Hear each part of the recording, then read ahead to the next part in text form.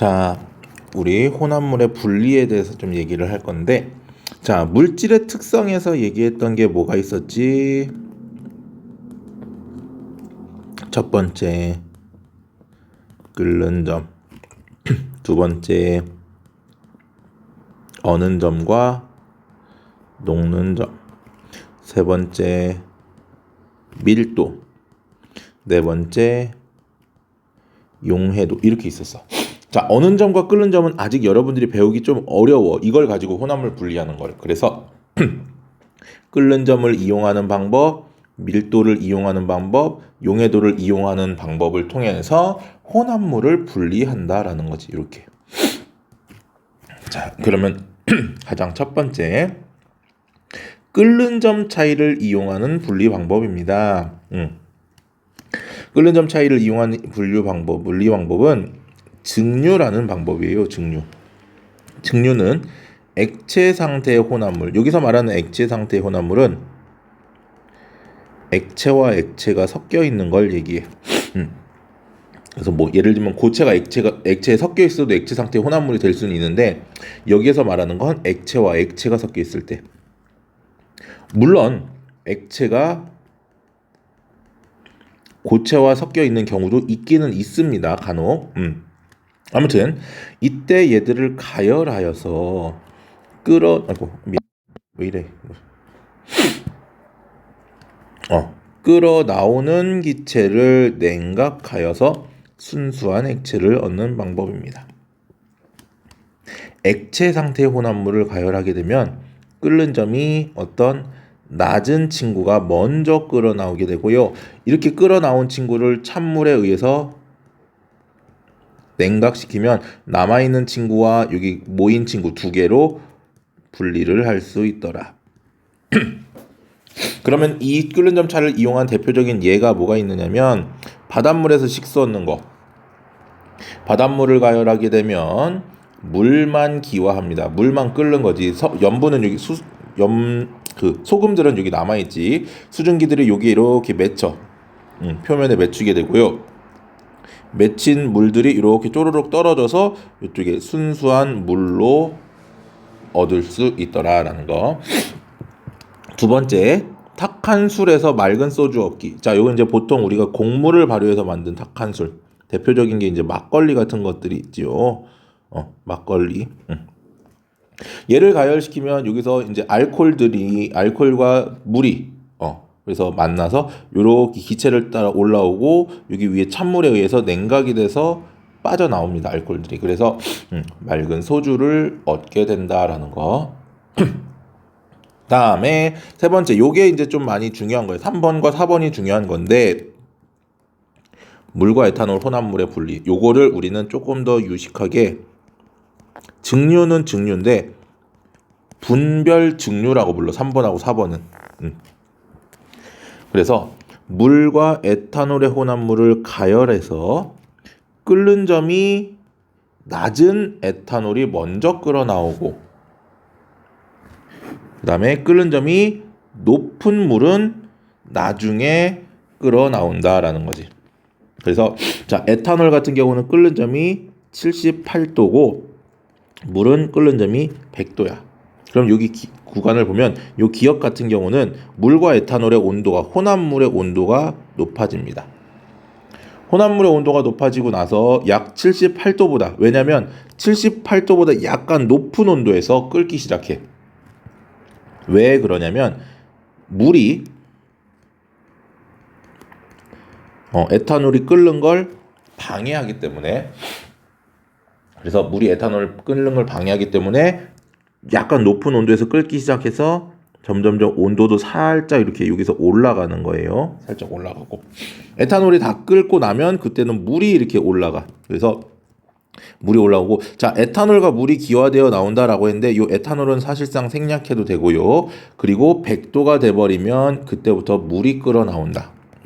그래서 자, 이렇게 사실 얘는 수평은 아니지만 거의 수평에 가까운 구간이지. 수평이라고 그냥 봅시다. 얘도 수평.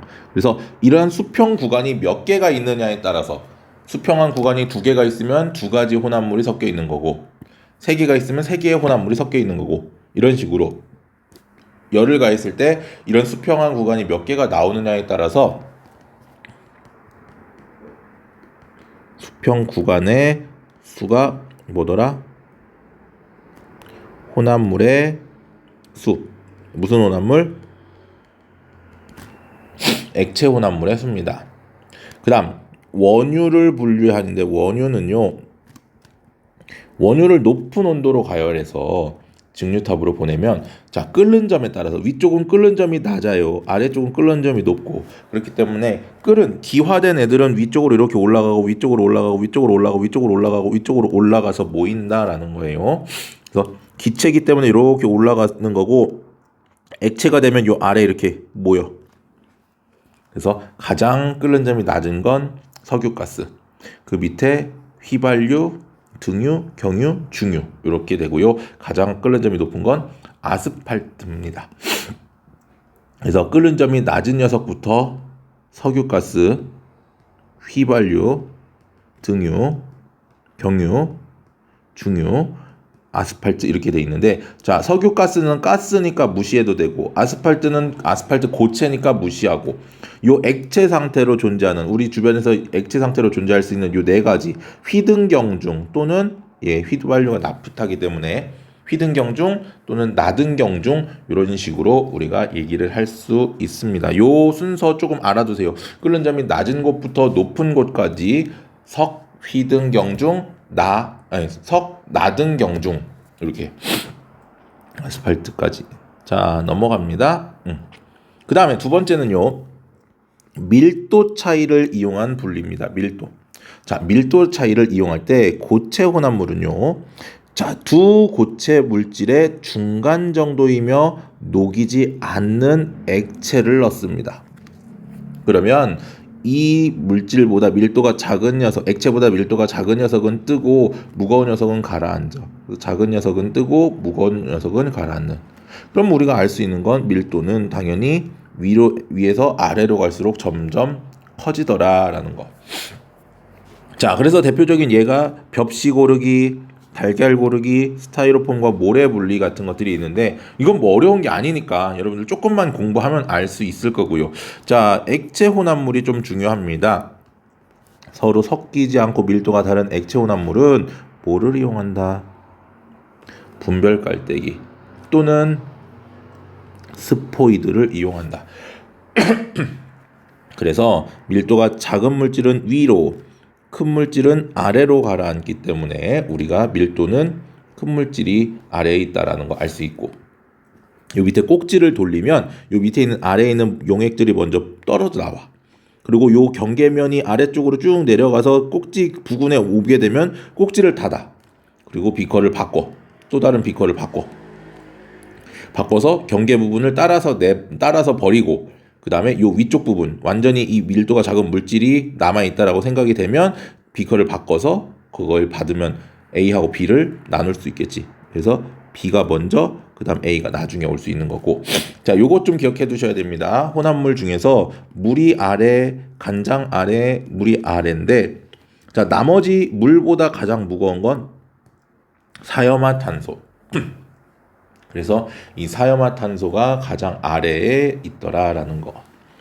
그리고 넘어가서 밀도 차이를 이용한 분리의 예는 사금 채취, 모래처럼 아주 작은 금들을 우리가 사금이라고 불렀지. 그 다음에 기름 제거, 바다에 뜬 기름들을 오일 펜스를 설치해서 퍼지지 못하게 만든 다음에 흡착포를 이용하는 거. 혈액 분리, 혈구가 무겁지 적혈구, 혈소판, 백혈구 우리 앞에서 얘기했었던 거. 혈장은 위로 분리가 된다. 다음 키질로 분리하게 되면 쭉정이는 날아가고 돌은 안쪽에 모이는 이런 것들이 밀도 차이를 이용한 분리입니다. 여기는 어려운 게 없어요.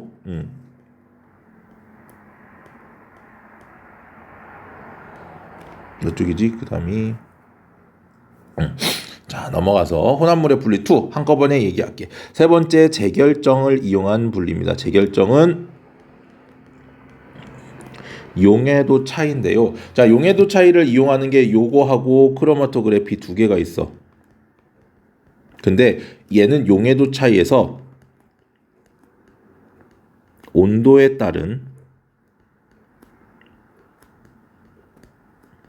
용해도 차이를 이용하는 거고, 얘는 녹긴 녹아. 근데 온도가 아니고 이동 속도 차이를 이용하는 거야. 녹는데. 자, 그래서 불순물이 섞여 있는 고체 물질을 용매에 녹인 다음 뭐야? 온도를 낮추거나 용매의 온도를 낮추면 녹을 수 있는 양이 줄어들기 때문에 다시 아래로 가라앉을 수 있고, 그 다음에 용매를 증발시킬 수도 있고, 그걸 우리가 뭐라고 불러준다? 재결정이라고 불러줍니다. 그래서 용해도 차이를 이용하는 거고요. 자, 불순물이 섞인 질산칼륨에서 이런 거, 요거 이제 중요해. 요게 중요한데 보세요. 질산칼륨을 50g, 황산구리를 5g을 녹였어. 60도씨의 물에다가. 그러면 질산칼륨 50g이니까 질산칼륨 요만큼 녹인 거고, 황산구리 5g 녹였으니까 요 아래 진짜 여기 보이지 않을 정도로 녹인 거지. 여기 요 부분에.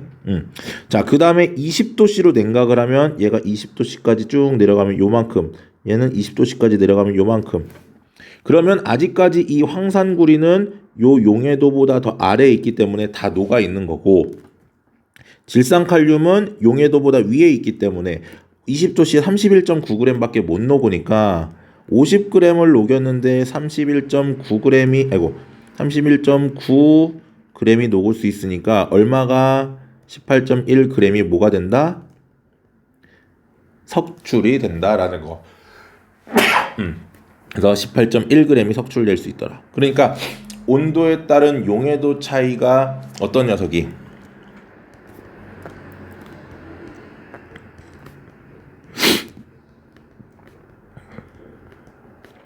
큰 물질이 뭐가 된다? 먼저 석출될 수 있더라라는 거. 넘어갑니다. 크로마토그래피는요, 혼합물을 이루는 성분 물질이 용매를 따라 이동하는 속도가 다르더라. 자, 중요한 거는 용매에 잠기면 안 된다. 그래서 거름종에 이렇게 용액을 찍으면, 아니 저희 용매를 혼합물을 찍으면 요 밑에 용매가 요만큼만 잠기게. 그럼 용매가 요렇게 타고 올라간단 말이야. 올라가면서 이렇게 성분 물질들이 나눠지는데 B가 더 빠르고 A가 더 느리겠지. 그래서 성분 물질의 수라던가 이동한 거리가 서로 다르다. 뭐에 따라서? 용매에 따라서. 그래서 어떤 거는 물을 이용하고, 어떤 거는 뭐 알코올을 이용하고, 어떤 거는 뭐 에테르 같은 걸 이용하고, 이런 식으로 조금씩 달라진다라는 거. 알겠습니까? 그 다음 이제 크로마토그래피의 특징은요, 간단하고 시간이 짧다. 편해. 그리고 매우 적은 양의 혼합물도 분리가 가능하고 한 번에 분리가 가능하더라. 알겠습니까? 자, 요거 보면 A는 지금 여기 3cm 하나 있고, C도 4cm 하나 있고, E도 1cm 하나 있어. 그래서 A, C, E는 전부 다 순물질. 반면에 A의 요 녀석 요거 두 개가 있고, 얘는 여기에 요거 이렇게 두 개가 있어. 따라서 B하고 D는 혼합물. 그런데 B는 뭐하고 뭐가 섞인 거야? A하고 C가 섞인 혼합물이고, D는 C하고 E가 섞인 혼합물이라는 거 알아낼 수 있는 거고, 그 다음에 가장 빠른, 용매를 따라 이동하는 속도가 가장 빠른 친구가 누구? C가 가장 많이 올라갔고, 그 다음에 A, 그 다음 E니까 C, A, E가 될 거고요. 그 다음에 그걸 이용해서 우리가 크로마토그래피라는 거를 이용하는 방법은 사인펜의 잉크 분리, 뭐 도핑 테스트, 단백질 성분 검출, 그다음 뭐 농약이나 중금속 검출, 잎의 색소 분리 등이 있더라라는 거. 됐습니까? 자, 요거 중요하니까 요거 잘 봐두세요. 그러면 우리가 앞에 했었던 여러 가지를 가지고, 자, 요 여러 가지 혼합물을 분리하는 방법. 자, 물, 철가루, 뭐 스타이로폼, 철가루, 염화나트륨 물에 넣고 저어주면 스타이로폼 뜨는 거고, 나머지는 가라앉겠지. 그다음에 뭐 염화나트륨 녹을 거고, 거름장치로 걸러주면 철가루는 거름장치에 걸러질 것이고요. 거름 용액은 물과 염화나트륨, 그리고 물을 증발시키면 염화나트륨이 되더라라는 거. 자, 여기까지 얘기를 하면 혼합물의 분리까지 얘기를 할 수 있고요. 이제 남은 거 해수하고 비열 선생님이 마저 찍어서 올려줄게요. 수고했습니다.